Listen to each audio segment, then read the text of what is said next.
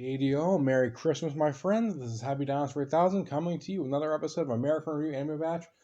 That's 2.0 Maximum Friendship. I believe we're on episode 11 right now. And I am reviewing episodes 4 or 3. They're not 4, basically 5 through 8 of Goblin Slayer. Here's the plot of these 4 episodes. Goblin Slayer here just hangs out at his hometown. For a bit, talks about how he barely sleeps most of the week. He only gets like 3 days of sleep a week. He can basically one thing also, he gives a rookie adventurer advice on his weapon skills, basically being asked to help this one adventurer, and he's just like, look, you may not be good with a sword. I'd recommend a club to kill these giant rats. And it works. It's like throughout the episode, that one adventurer is just kind of like, maybe I can get someone help me find a sword. Like, no, the club works. The Goblin Slayer gave good advice. And then the Goblin Slayer also helps this one lady at the bounty. I can't remember the adventurer registry. It helped determine whether a guy is worthy of a promotion. And in the next episode, we see the following: Goblin Slayer is actually hired by a priest girl who we talked about before, Archbishop. It's basically her boss. To go over to Watertown to slay goblins, which is where the Archbishop. And I'm pretty excited. I really love these episodes very much. That's kind of why I'm stuttering. So having a very good Christmas. Basically, Goblin Slayer and priest girl and basically bond more over these episodes. Goblin Slayer almost dies and gets resurrected. And essentially we learn more and more about Goblin Slayer and the Archbishop to some extent. And we're basically we find out the way Goblin Slayer was resurrected was that he needed to share a bed with someone who was pure. And the High Priestess is like seeing him after the flashback, which the flashback is mainly like an order story.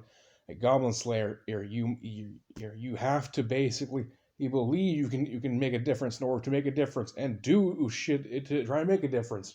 That's basically my understanding of what the mentor to Goblin Slayer basically told him as a kid. And basically we see and find out, they don't show the flashback or something of it. We find out now that the Archbishop named Sword Girl actually is no longer pure because she was raped by goblins. And essentially she's like, look, I can handle the Demon Lord. I slayed the Demon King, but I'm just too terrified of goblins. Which makes sense. Trauma is very, very serious to some people. It even can debilitate them often.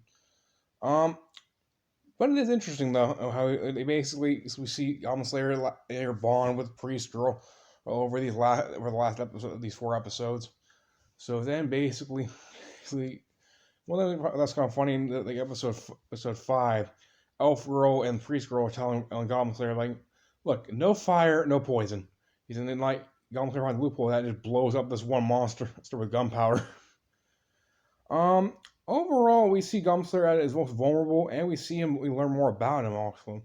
That's awesome. Like I said before, or we see him rise to the challenge. Like, unlike a lot of SJW heroes where they're never at vulnerability, we see that Goblin Slayer actually be vulnerable, learn more about him, and can care more and rise over the problem. That's actually cool to see. He's not perfect, and that's kind of what makes him more fun. But essentially, this was very well written, very well directed, very well acted. I give these 4 episodes of this batch roughly 9.1 out of 10. That's my review.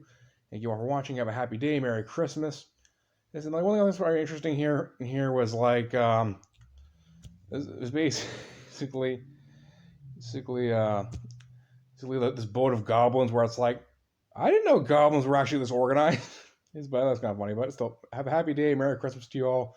And I'll be back to you with a review of a James Bond movie soon. Still see you. Chomp chomp. Merry Christmas.